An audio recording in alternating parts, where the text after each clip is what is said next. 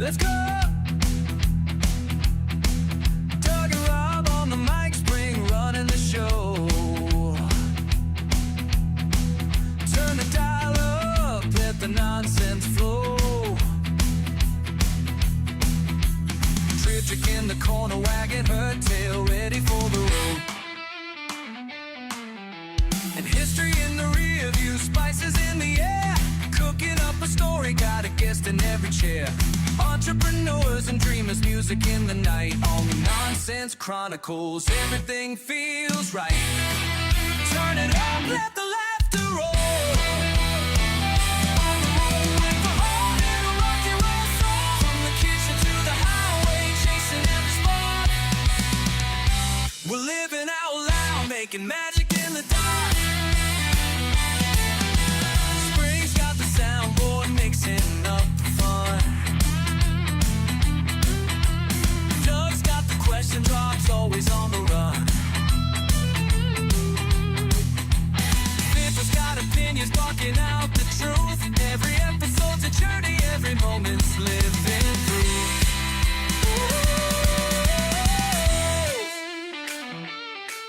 Turn it up, let the Hello and welcome to the Nonsense Chronicles. This is Doug Chachere, and as always, I am joined by Rob Mendiola.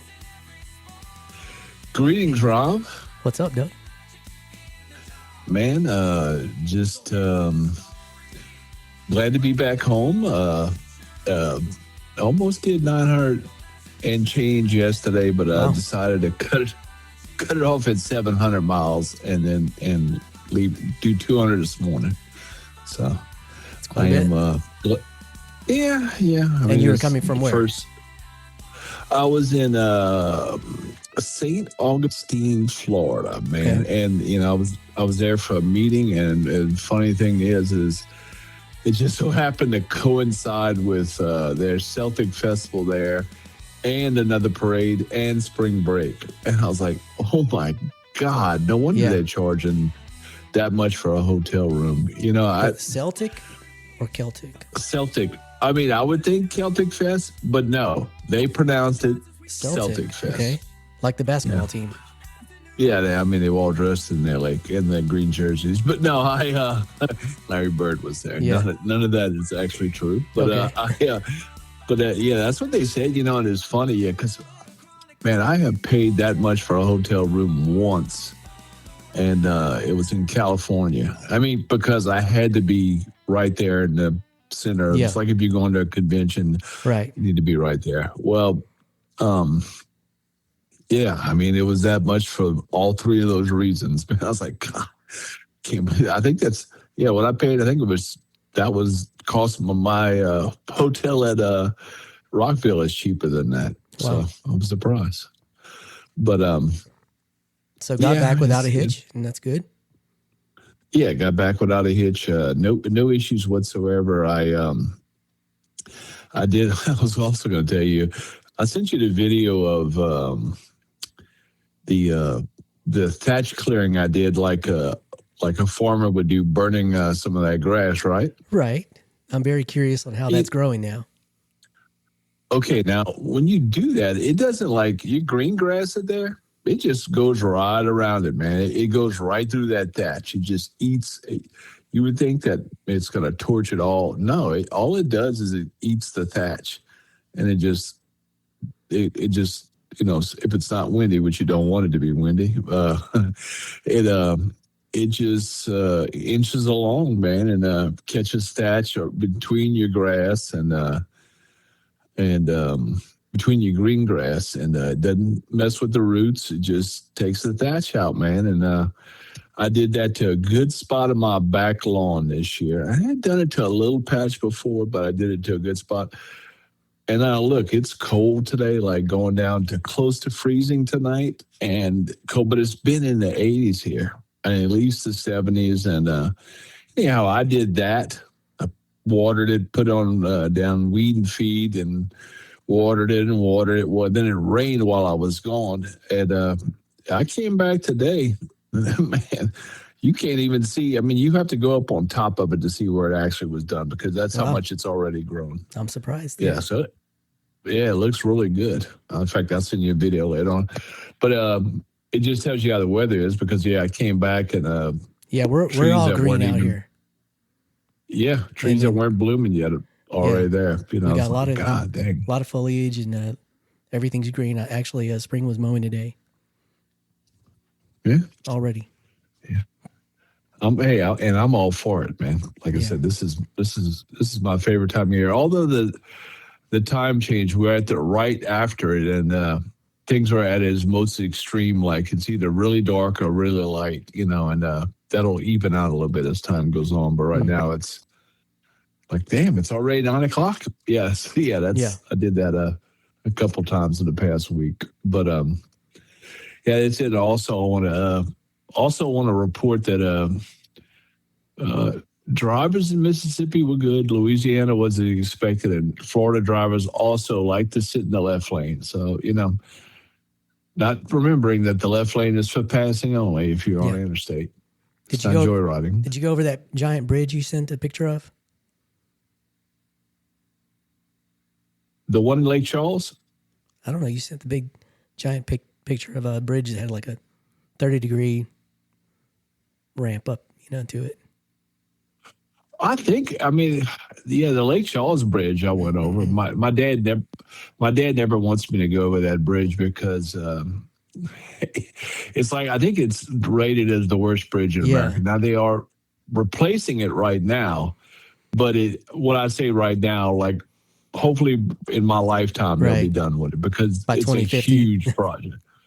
Yeah, it's a Yeah. huge project, and they're having to build alternates and all that in the meantime, and they have to you have to allow for river traffic to go through Yeah.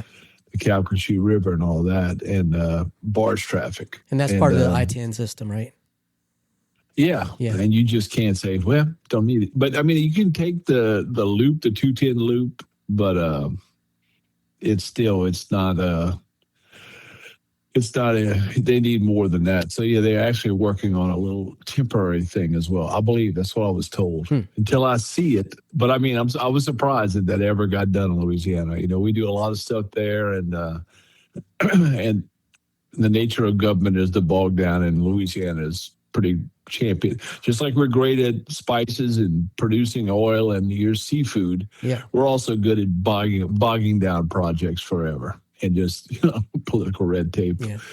But it got done, so kudos to the current administration for getting that done because that's been on the table forever.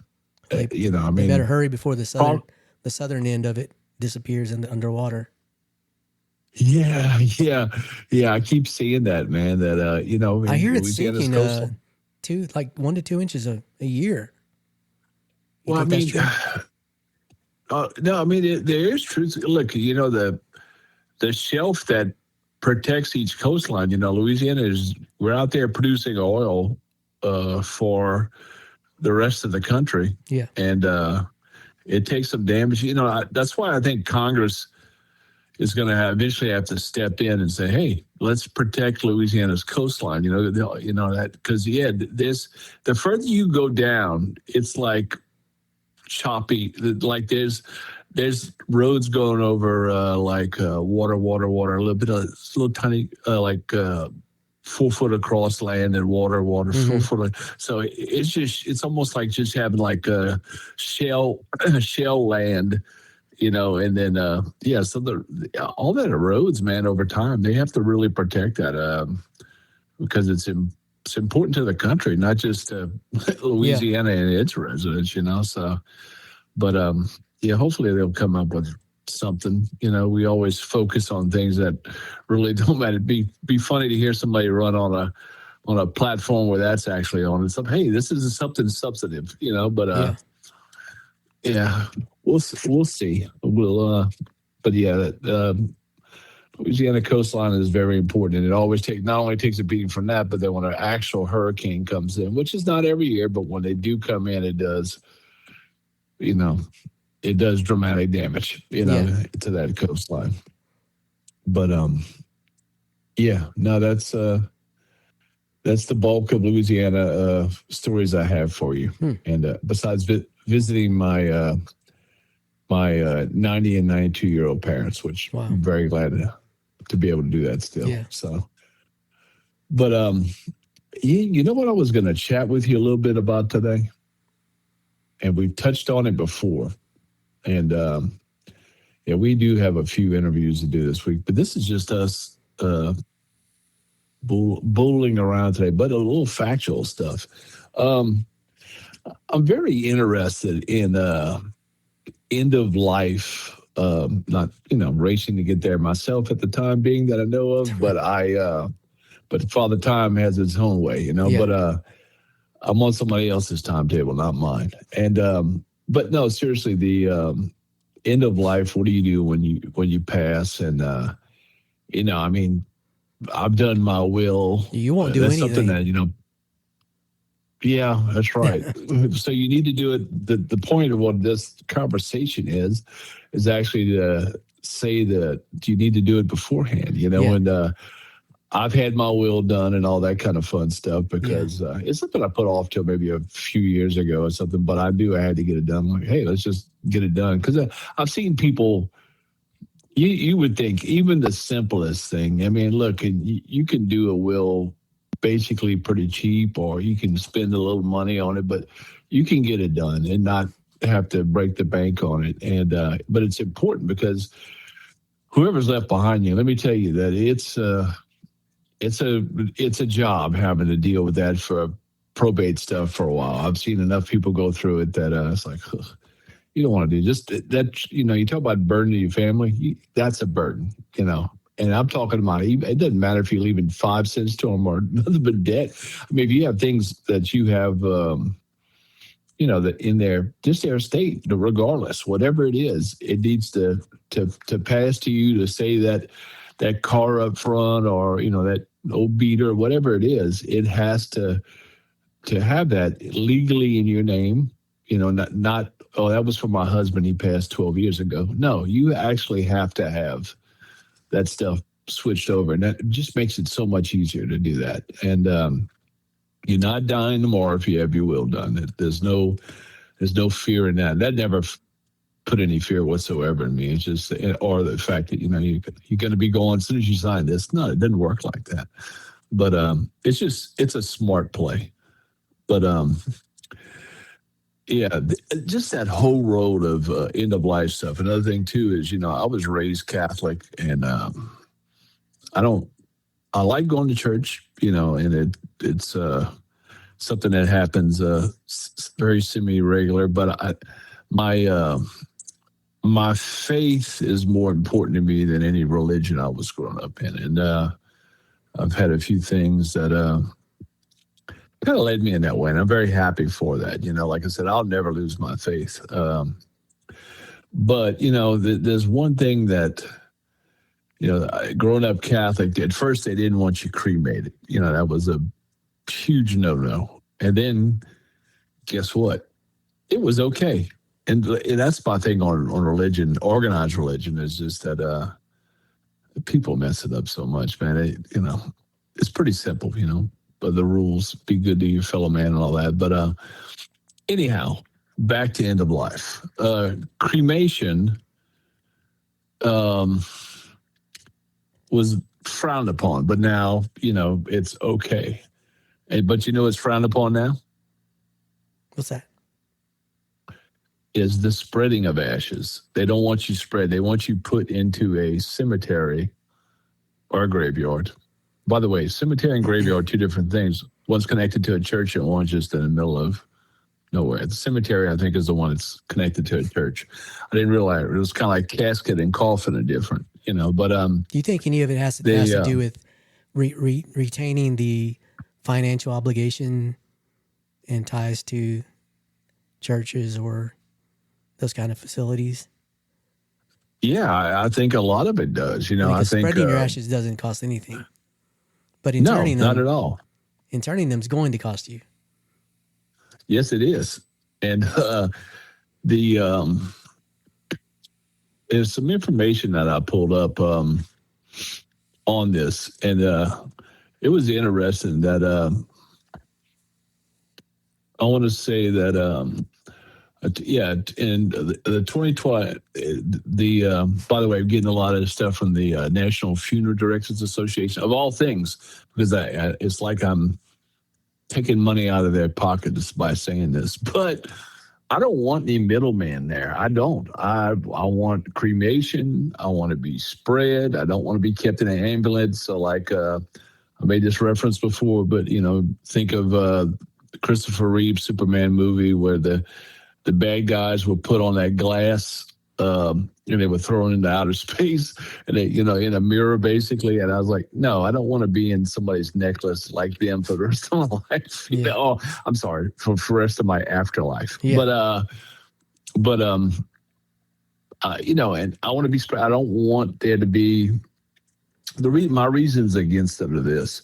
I don't want there to be a big intake of land used to do it. In other words, you're putting a coffin that, and people get a fancy coffin or it don't matter. It's going into the ground. But then there's a vault. So in other words, a vault is in the ground, they put a big cement, I guess on both sides so it doesn't cave in. And then they put your thing in there so it kind of like fits in there. And all this has taken up so much land. Listen, people are going to, people are going to keep dying. So what are we going to do with that land? Where are people going to live or play, you can't be just filled up with graveyards. Eventually, guess what? Well, there's a lot of them already. Yeah. Oh yeah. And guess what? Eventually, they end up transferring some cemeteries where, for development. I'm like, who wants that done?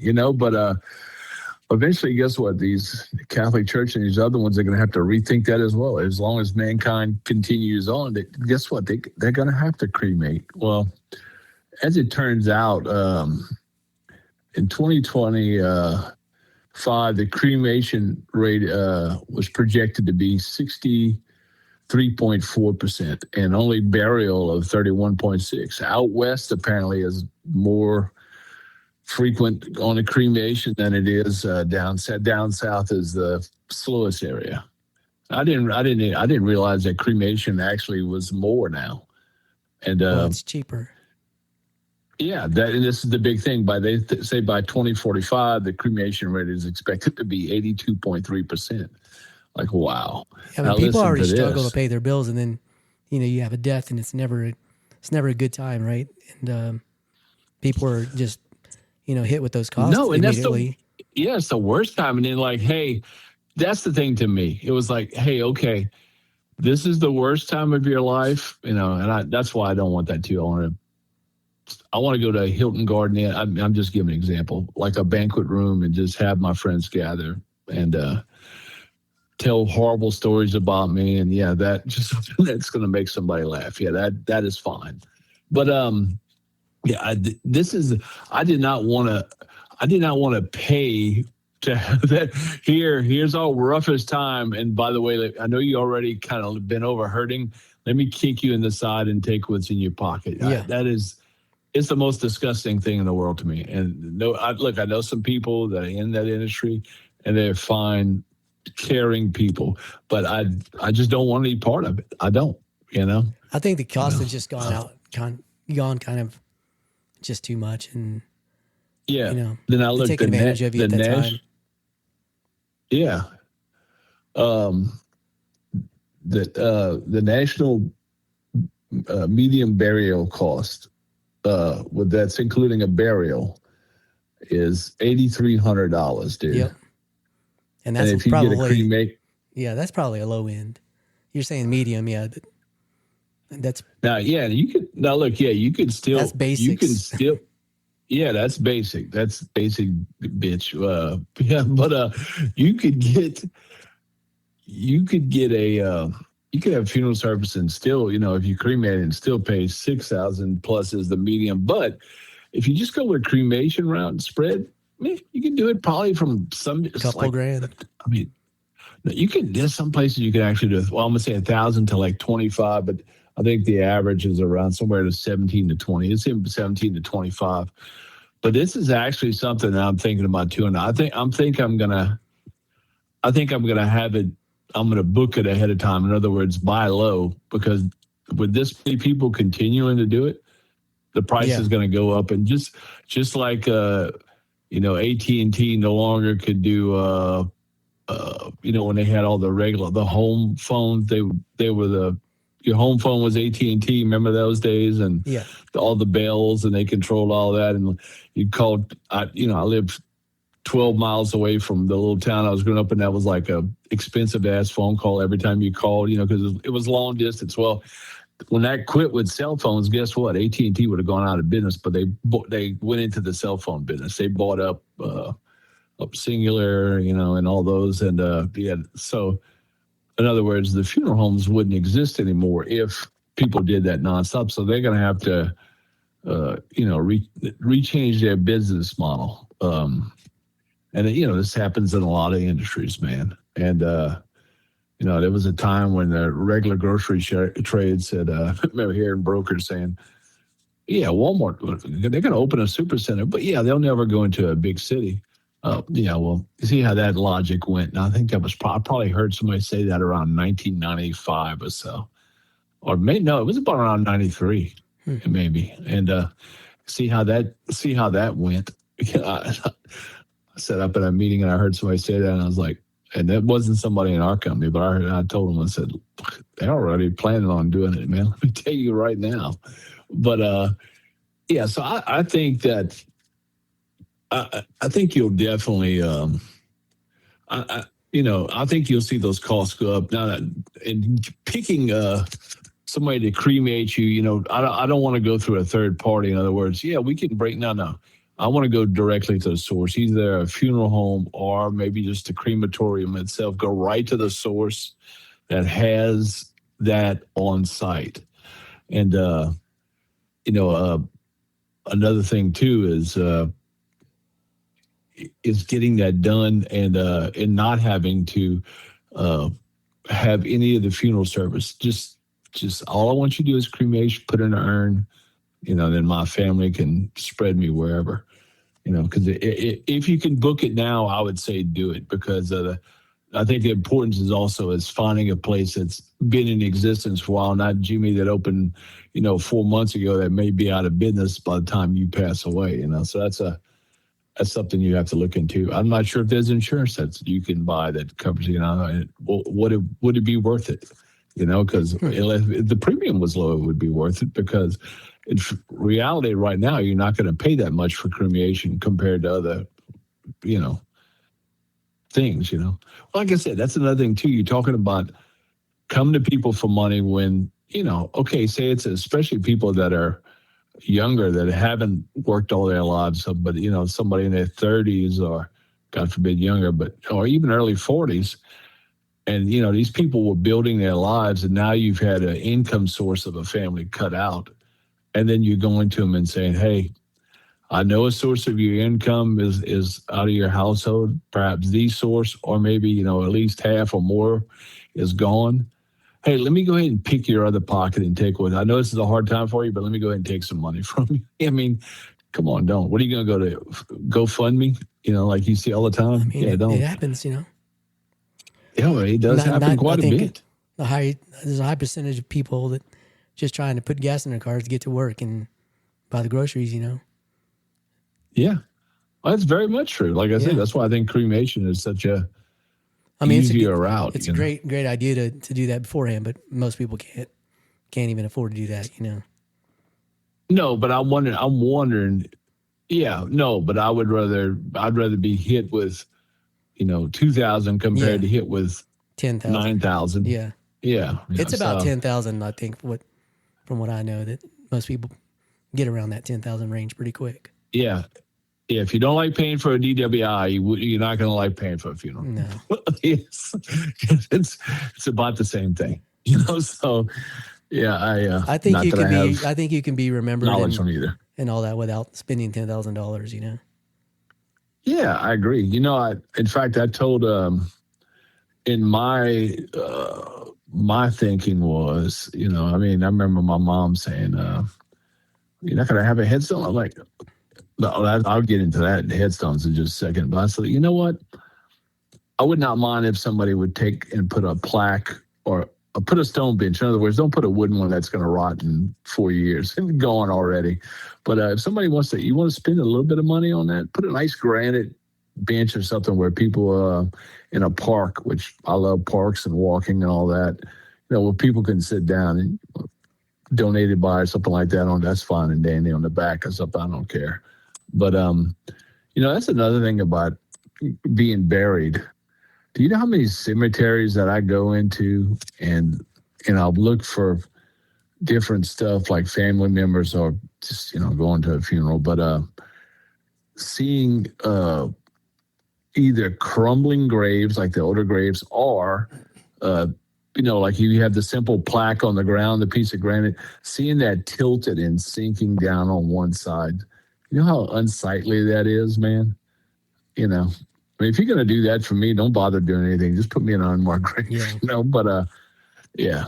But no, I had that in my will, by the way. There will be no, like I said, there'll be cremation and spreading. I did specify that as well too. So not just where my coins go to, but where I am, So, but no, I think that's a big deal, And I think if you look on like the funeral directors association side, even they're trying to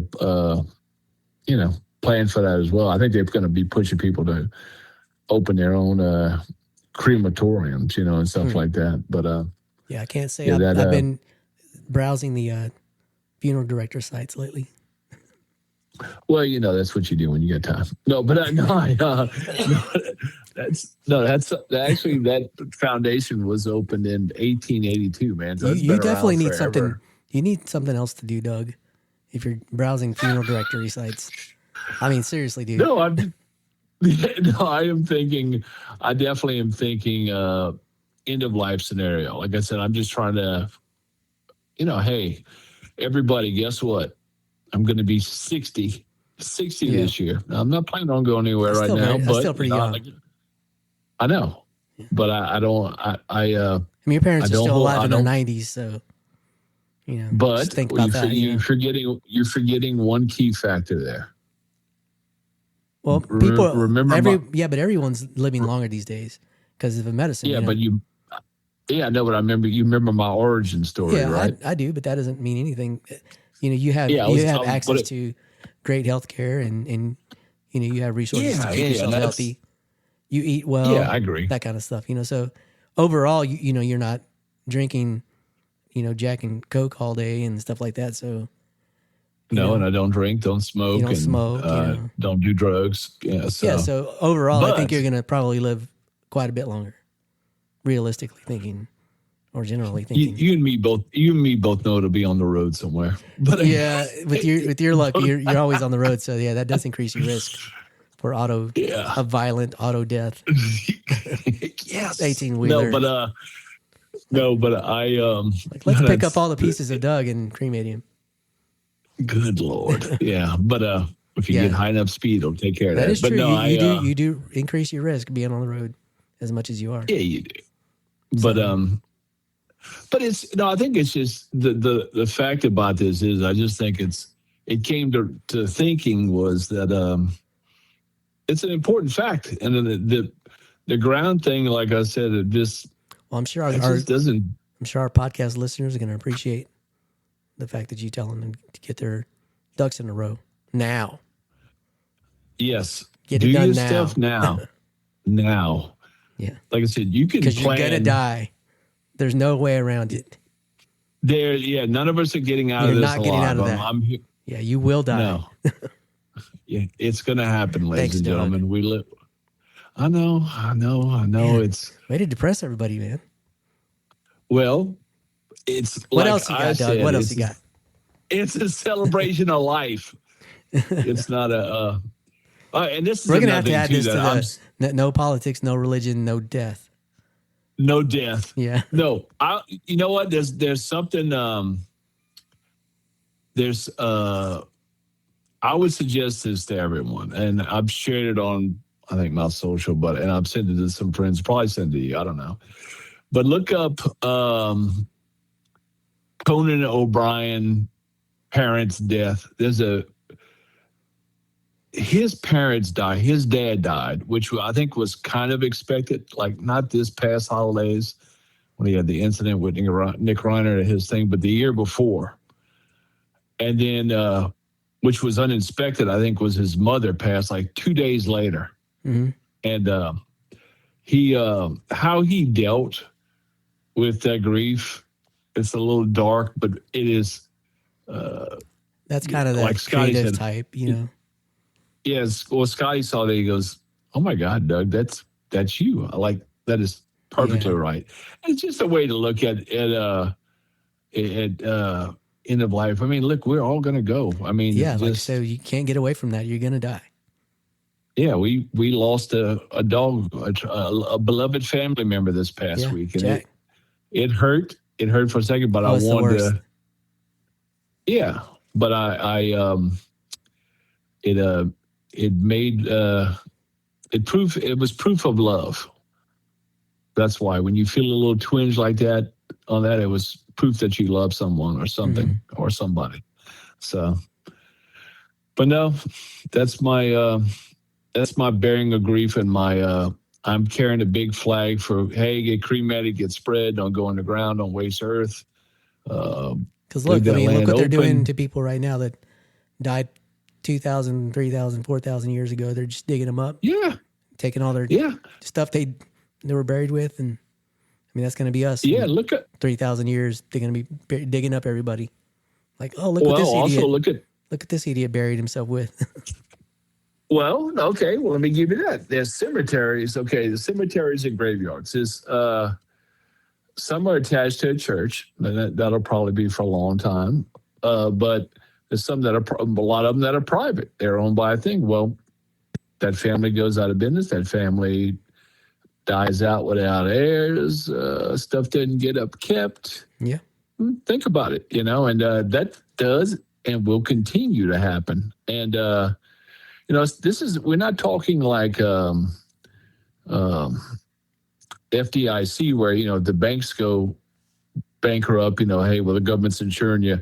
Government's not insuring your cemetery, your cemetery plot. It's going to, the headstone on the ground, the little flat one's going to be basically doing like the Titanic nose up and then sliding out. And I'm joking about that, but I'm telling you, I've seen it happen. Seen it in cemeteries, and it's so ugly, man. Why do people spend money on this? Yeah. So that's my soapbox I stood on today, man. That's it. I'll die on that soapbox. When the funeral industry collapses, we're gonna have Doug Chachere to thank for that. Oh God, that's what we need. More haters. Yeah, they're gonna sue you, Doug. They're coming for you now, man. Like that bastard. Yeah, but. Hey, I'm trying to look out for my fellow man, but that's my thoughts. I agree, man. Everybody. My wife has my instructions. Definitely don't do the whole funeral thing. That's ridiculous. Yeah, my parents are both going to be buried. Like I said, I think they were kind of shocked when I told them that I wasn't going to be. But the goal is we'll all be together in the same place after our souls. That's according to my faith. Right? Yeah. So it's a good way to do it. That's right. Don't be put in an ambulance. Don't be, trapped in the glass forever. Yeah. If anybody's seen that movie, if they're old enough to, then they'll have some appreciation for that. But that's all I got for this week, Rob. Well, man, that was a lot, Doug. That was some heavy stuff you dropped. Well, it's been in the head for a while. In fact, I was going to include it on something else, but I was like, no, this is too big to throw on another thing. Let's make it its own baby. Well, I appreciate it, Doug. Yes, sir. And as everyone I'm sure would say out there, Rob, go heal up. Go rest your voice. I feel good. My voice is just not great. It's okay. You'll be belting out some tunes before you know it. Before I know it. All right, everybody. Thank you for joining the Nonsense Chronicles podcast this week. And we are out of here. Later.